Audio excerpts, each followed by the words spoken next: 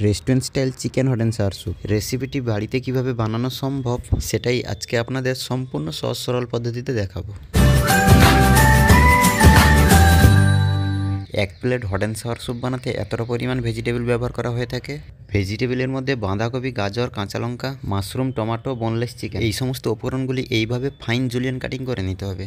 স্যুপটি বানাতে অল্প পরিমাণ রিফাইন অয়েল, গার্লিক, জিঞ্জার সমস্ত ভেজিটেবলগুলি দিয়ে হালকা সতে করে নিতে হবে। হালকা সতে বা ফ্রাই করে নেওয়ার পর ব্যবহার করে নিচ্ছি স্টক ওয়াটার। এই স্টক ওয়াটারের পরিবর্তে আপনারা নর্মাল ওয়াটারও ব্যবহার করতে পারেন।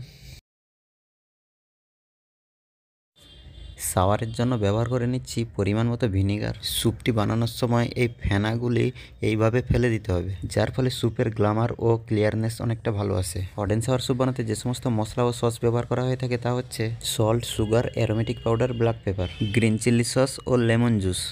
গ্রিন চিলি সসের পরিবর্তে এখানে রেড চিলি সসও ব্যবহার করা যেতে পারে, আর ভিনিগারের পরিবর্তে লেমন জুসের পরিমাণ বেশি ব্যবহার করতে হবে। ধনিয়া পাতা, লাইট সয়া সস, স্যুপের থিকনেস আনতে কর্নফ্লাওয়ার, লবণ কম ব্যবহার করে নিচ্ছি লাইট সয়া সস। গ্যাসের হিট স্লো করে ব্যবহার করে নিচ্ছি ডিম। এই ডিমটি ব্যবহার করার সময় একটু সাবধানের সঙ্গে এই রকম পদ্ধতি মেনশন করে ডিমটি ব্যবহার করতে হবে, তা না হলে ডিমগুলো ভেঙে গুঁড়ো হয়ে পুরো স্যুপের মধ্যে মিশে গিয়ে স্যুপটি দেখতে পুরো খারাপ লাগবে। ডিমটিকে যতটা সম্ভব গোটা রাখার চেষ্টা করতে হবে। সবশেষে ব্যবহার করে নিচ্ছি কালারের জন্য ডার্ক সয়া সস।